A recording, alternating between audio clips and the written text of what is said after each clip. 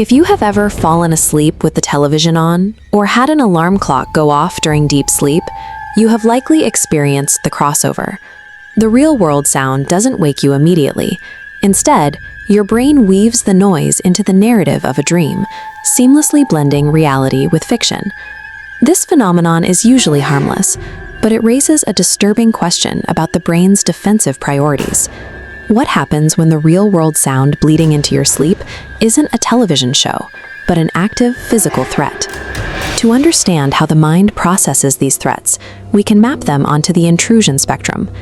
This framework consists of 3 tiers: psychological anomaly, internal disruption, and at the absolute center, immediate physical threat. This spectrum serves as a primitive biological alarm system. Because the body is completely vulnerable during sleep, the subconscious must constantly monitor the environment, categorizing incoming data based on the level of danger it presents. The stories we are looking at today suggest that certain nightmares are not random products of the imagination, but rather panicked translations of a hostile reality attempting to break through to the sleeper. The outermost edge of the spectrum involves events that are physically distant, but trigger a profound sense of psychological dread. These accounts describe unexplainable synchronizations, where a nightmare mirrors a real-world tragedy occurring at that exact moment.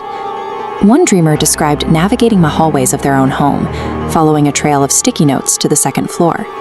They found a glowing red door, and from behind it, a demonic voice repeatedly chanted a single sequence of numbers: 314, 314. The dreamer woke with their heart racing and checked their phone. Despite having no digital clocks in the room, the time on the screen was exactly 3:14 a.m. Another case involved a dreamer encountering a massive, unnerving portrait of their cousin. The painted eyes followed the dreamer across the room until the frames suddenly cracked. The dreamer watched, frozen, as the heavy portrait collapsed forward to crush them.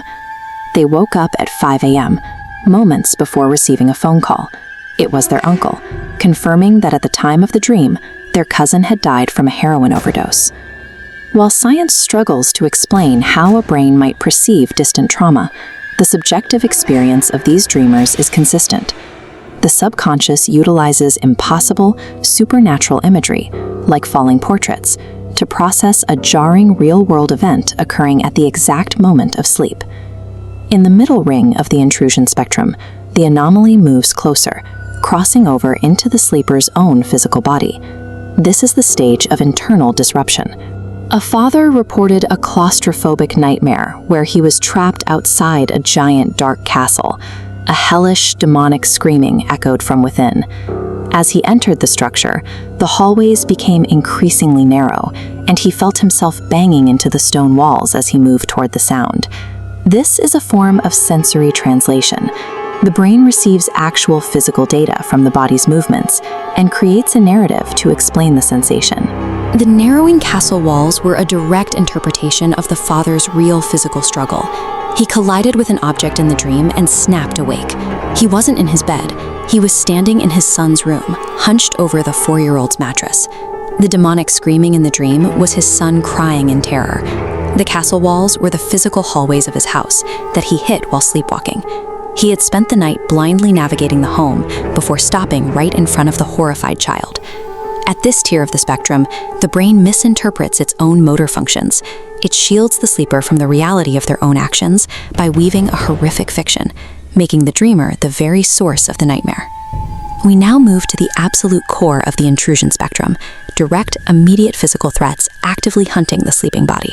One dreamer recounted fleeing from heady footsteps in a dark forest, eventually barricading themselves inside an empty house. As they sat on the furniture, an entity began circling the perimeter of the building, checking the walls for a way in. A shadow appeared at the window. A figure standing outside began knocking on the glass, a sound that grew louder and more insistent until the dreamer was forced awake. The knocking continued in the real world. The dreamer jumped out of bed to find an actual person standing directly outside their bedroom window, staring in and rapping their knuckles against the pane. The final case follows a similar pattern. A sleeper dreamt of an old woman in an attic, loudly slamming her hand onto cardboard boxes. She eventually turned around, unhinged her jaw to an impossible width, and began to scream as she prepared to leap toward me. The dreamer woke to a heavy bang coming from downstairs, a noise that perfectly mimicked the slamming of the boxes in the nightmare. They grabbed a butcher knife and hid in the kitchen as a second bang hit the front door. Through the window, they saw a man standing in the driveway. He wasn't trying to get their attention. He was throwing his full weight against the door at 4 a.m., attempting to break into the house. In these extreme cases, the nightmare functions as a frantic biological siren. The brain detects the presence of a predator at the door and constructs a terrifying narrative to force the body into a state of defense. These 5 stories illustrate the stimulus-response protocol of the sleeping brain.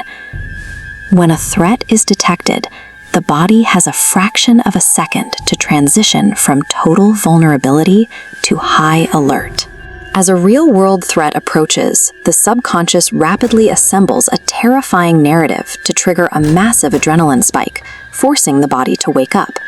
This mechanism demonstrates the brain's high accuracy at detecting threats before the conscious mind is aware.